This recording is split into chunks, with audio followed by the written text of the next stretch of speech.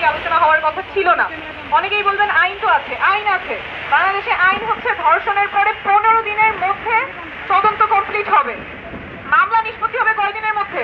90 দিনের মধ্যে। এটা আইন অনুযায়ী। কিন্তু এই আইন কি প্রয়োগ হয়?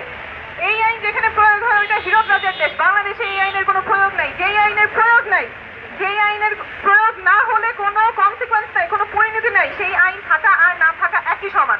আইন যখন প্রণয়ন হয়েছে, আইন কার্যকর হচ্ছে কিনা, প্রয়োগ হচ্ছে কিনা, সেই জন্য প্রশাসনের তৎপর হতে হবে। পুলিশ তদন্ত করবে 15 দিনের মধ্যে। সেই জন্য কি পুলিশের এনাফ জনবল আছে, স্কিলস আছে, ট্রেনিং আছে?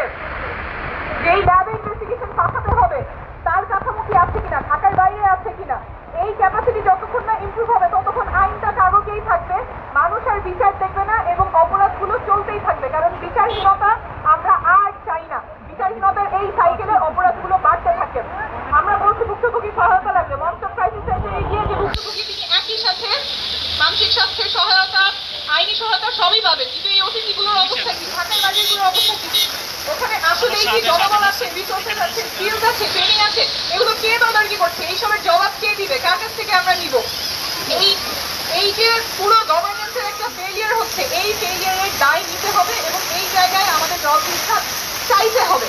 সর্বোপরি এখন আমরা একটা এমার্জেন্সি সিচুয়েশনের মধ্যেই আছি। এতগুলো ইনসিডেন্ট হচ্ছে, একটা ফাস্ট ট্র্যাক সার্ভিস চালু করার প্রয়োজন, যাতে যে কেউ যদি সহিংসতার শিকার হয় তাহলে সে যাতে একটা কুইক নাম্বারে ফোন দিতে পারে, নিকটস্থ পুলিশ থেকে ফার্স্ট এড টিম চলে আসবে যাতে সহায়তা দিতে পারে।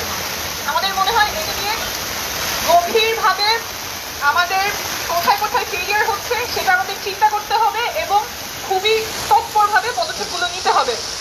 দুশ্চিন্তা, ভয় এবং এই ভয় নিয়ে